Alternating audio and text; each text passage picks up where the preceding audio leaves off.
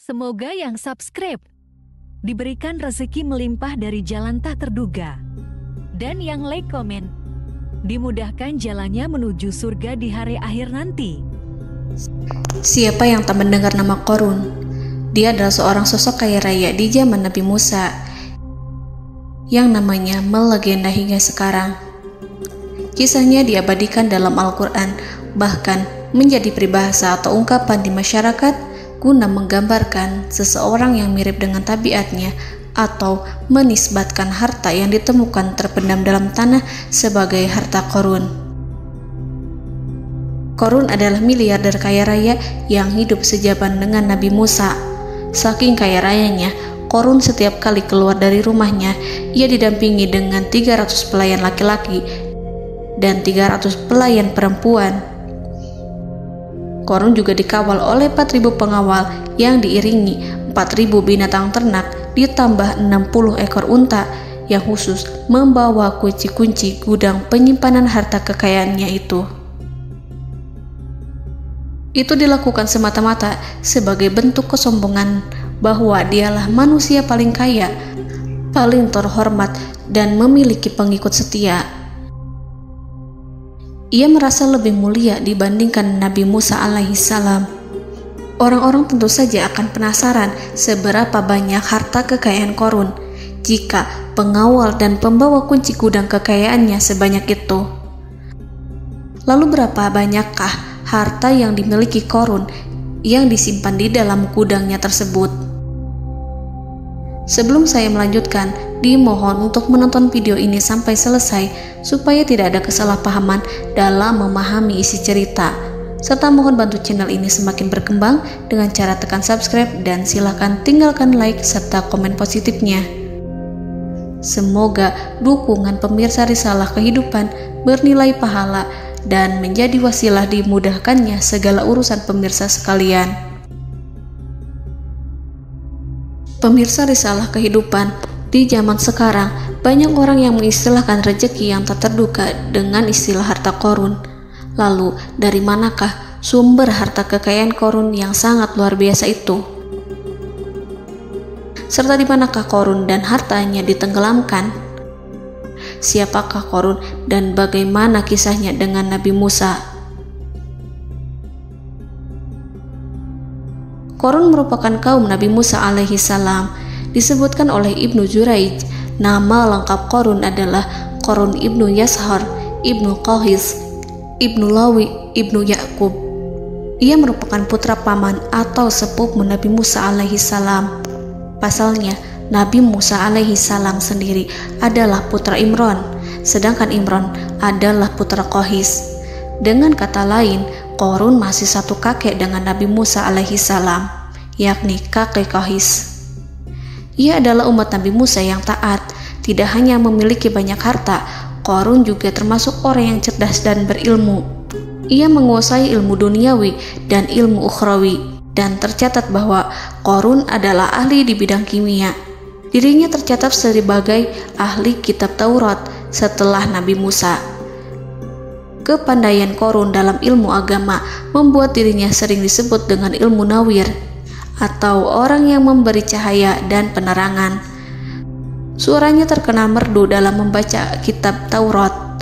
Selain itu, Qorun juga lihai dalam berbisnis. Ia mengetahui trik investasi yang menguntungkan, serta jalur perdagangan internasional yang strategis di zamannya.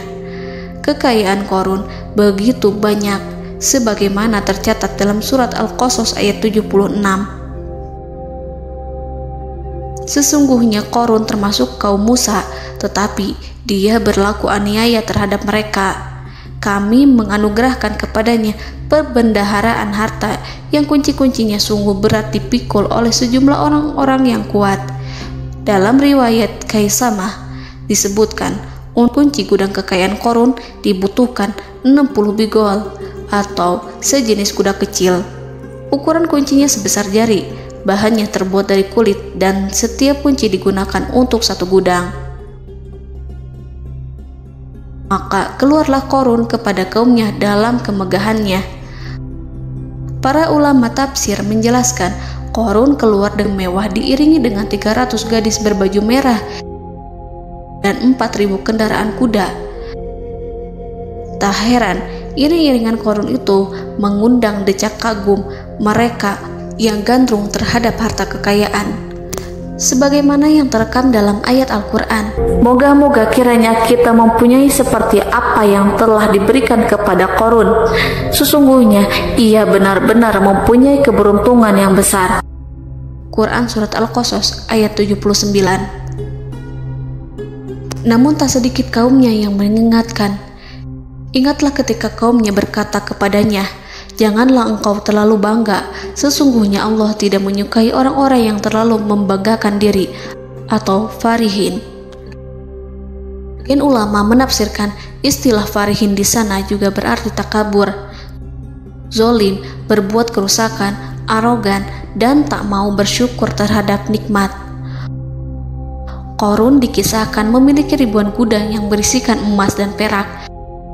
Bila keluar rumah, Qarun selalu berpakaian mewah dan dikawal 600 pelayan dan diiringi 4.000 ekor kuda serta 60 ekor unta yang membawa kunci-kunci gudang kekayaannya. Namun, sayangnya Qarun kemudian membangkang pada Nabi Musa dan menjadi pengikut setia Fir'aun. Mengenai dari mana asal-usul kekayaan Qarun, ada beberapa riwayat yang memberitahukan tentang asal-usul kekayaan Qarun. Sumber pertama menyebutkan bahwa jauh sebelum memiliki kekayaan, Qarun hanyalah seorang lelaki miskin yang tidak mampu menafkahi keluarganya. Anaknya sangat banyak. Lalu suatu ketika Qarun datang kepada Nabi Musa. Ia meminta Nabi Musa alaihi salam untuk mendoakannya agar Allah memberikan harta benda yang banyak. Qarun juga meminta Nabi Musa mengajarinya ilmu kimia dan ilmu-ilmu kehidupan lainnya. Qarun dikenal sebagai orang yang soleh dan mengikuti ajaran Ibrahim dengan baik, sehingga tanpa pikir panjang, Nabi Musa alaihi salam menyetujui permintaannya. Allah Subhanahu wa ta'ala mengabulkan doa Nabi Musa. Qarun diberikan kecerdasan luar biasa dan menguasai ilmu yang telah diajarkan kepadanya. Qarun menguasai teori dan praktik pembuatan emas permata dan beragam perhiasan mewah lainnya. Ia juga pakar dalam ilmu arsitektur, rancangan bangunan, penataan kota, dan lain sebagainya. Tidak lama setelah itu, hidupnya berubah. Qarun pun hidup dengan bergelimbang harta. Ribuan gudang yang dimilikinya penuh dengan emas dan perak. Namun, sayangnya, keberuntungan yang didapatkannya membuatnya gelap mata. Qarun mulai hidup dengan penuh pamer, keangkuhan, dan penuh kesombongan. Kekayaan yang diberikan Allah Subhanahu wa ta'ala membuatnya lupa dengan Sang Maha Pemberi. Qarun merasa lebih terhormat dan mulia dibandingkan Nabi Musa. Ia pun akhirnya membelot dan durhaka pada Musa. Ia mengingkari janji-janjinya dulu dan beralih menjadi pengikut Fir'aun yang setia. Loyalitas Qarun terhadap Fir'aun membuatnya diangkat menjadi kepala mandor yang membawahi ribuan pekerja. Dikisahkan bahwa Qarun bersikap semena-mena terhadap para pekerja. Ia tega memotong upah mereka. Ia melakukan korupsi demi membangun istana dan kemegahannya sendiri, dan untuk membangun gudang-gudang penyimpanan harta yang telah ia kumpulkan jauh-jauh hari. Ketika datang perintah zakat, Nabi Musa alaihi salam pergi menemui Qarun dan memerintahnya mengeluarkan zakat sebesar 1 dinar dari setiap 1000 dinar hartanya, 1 dirham dari setiap 1000 dirham, 1 kambing dari setiap 1000 kambing, dan seterusnya. Setelah Qarun menghitung seluruh hartanya, ternyata jumlah zakatnya sangat besar. Kekikirannya pun mulai menghalangi hatinya untuk mengeluarkan zakat. Qarun enggan membayar zakat ketika Nabi Musa alaihissalam menagih zakat yang diperintahkan oleh Allah untuk ditunaikan olehnya. Ketika Qarun dimintai zakat, ia langsung marah dan tidak memberikan sedikit pun kekayaannya. Dia berpikir bahwa harta kekayaan yang dimilikinya didapat dari hasil kerja dan usahanya, dan tidak ada kaitannya dengan siapapun, termasuk Allah Subhanahu wa Ta'ala. Janji Qarun untuk lebih taat beribadah dan membantu sesama jika diberi kekayaan oleh Allah dilupakannya. Dia mempergunakan kekayaannya tersebut dalam kesesatan, kezoliman, dan permusuhan, sehingga membuatnya menjadi sombong dan terlena. Orang-orang beriman pada masa itu sering menasihati Qarun untuk bersyukur atas nikmat yang telah Allah berikan, tetapi dia tidak mengindahkan nasihat tersebut. Dari sikapnya tersebut sudah jelas bahwa Qarun tidak membutuhkan nasihat kebenaran, bahkan merasa tidak takut dengan ancaman Allah. Sebab Qarun merasa sudah memiliki segalanya. Qarun merasa dirinya hebat dan pintar serta punya banyak pengikut setia, punya banyak pengawal dan merasa aman karena dekat dengan Raja Fir'aun. Qarun berkata, "Sesungguhnya aku mendapatkan harta ini karena ilmu yang ada padaku." Qarun sangat sombong. Ia merasa hartanya didapatkannya sendiri tanpa campur tangan dan kehendak Zat yang Maha Kaya, yakni Allah Subhanahu wa Ta'ala. Apakah Qarun lupa ataukah ia tidak tahu bahwa Allah telah membinasakan orang-orang sombong sebelumnya yang bahkan lebih kuat darinya, yang lebih kaya darinya, yang lebih banyak pengawalannya, lebih kokoh dan tak terkalahkan dibanding dirinya? Karena terdorong sifat kikir dan angkuh, maka Qarun membuat rencana untuk melakukan tipu daya agar dia terlepas dari kewajiban membayar zakat. Dia ingin menjatuhkan nama baik dan citra baik Nabi Musa. Kemudian dia mengumpulkan tokoh-tokoh konglomerat Bani Israel. Ia berkata kepada mereka, "Wahai saudara-saudaraku, terhadap apa yang diperintahkan Musa untuk membayar zakat, apakah kalian akan mematuhinya?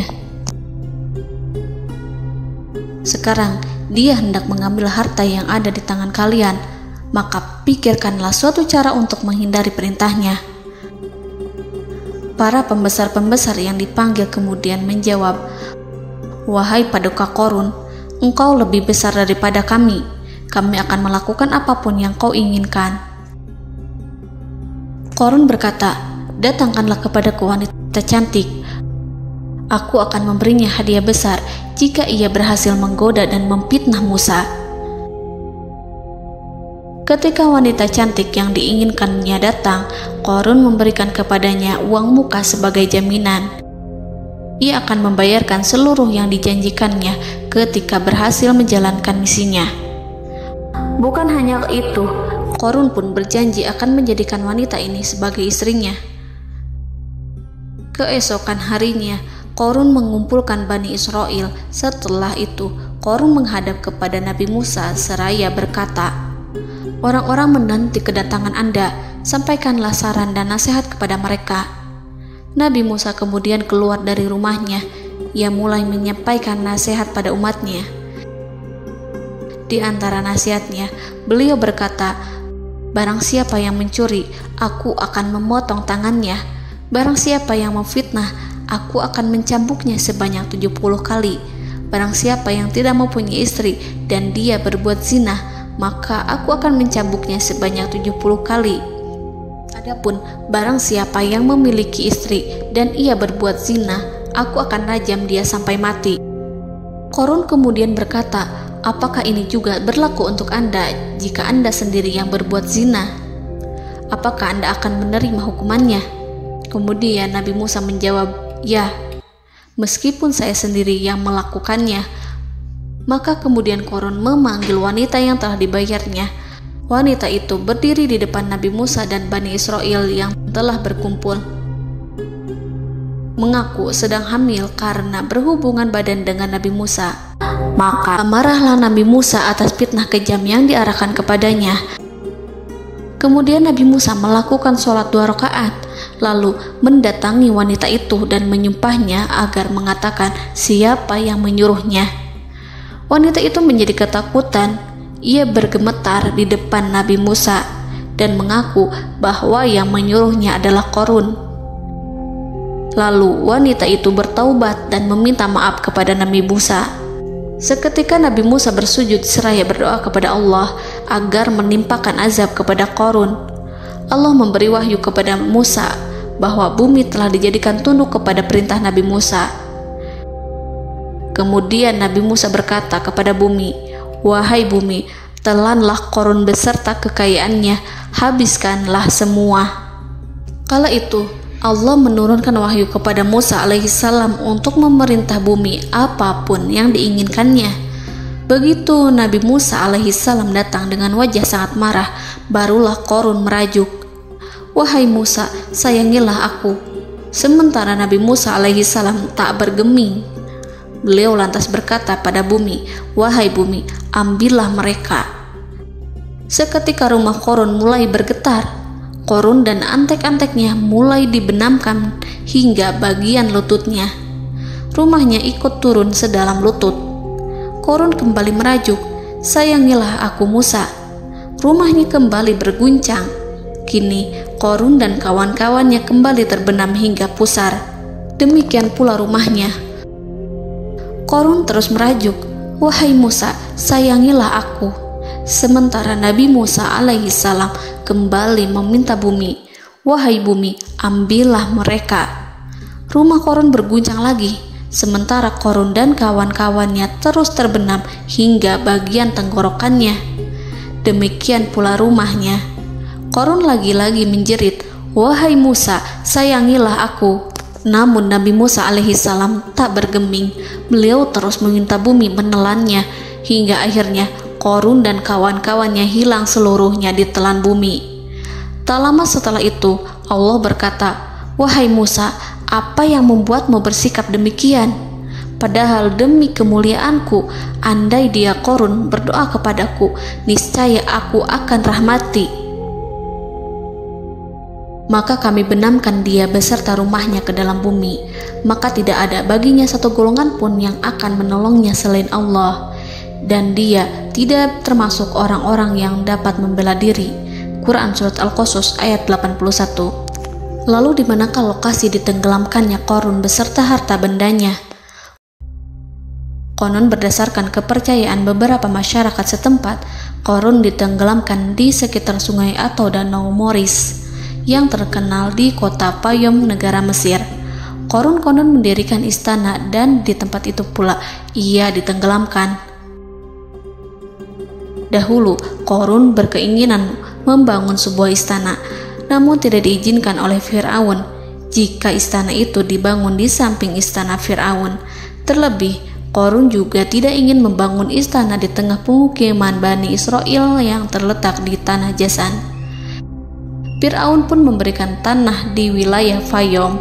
Kemudian di tepi sungai Payom inilah Qarun membangun istananya yang megah, dan di dalamnya ia membangun Al-Khunuj, gudang penyimpanan harta berisi emas dan perak. Salah satu bukti arkeologis yang dapat dijumpai di lokasi tersebut adalah runtuhan bangunan yang diduga sebagai tempat tinggal Qarun yang berjarak sekitar 2 km dari Danau Qarun. Menurut beberapa sumber, bangunan yang masih berdiri kokoh tersebut adalah benteng yang dibangun oleh Qarun. Namun ada juga yang mengatakan bahwa bangunan tersebut adalah tempat tinggalnya. Wallahu a'lam. Semoga kita semua dijadikan orang yang Allah mampukan menjadi orang kaya namun tidak seperti Qarun,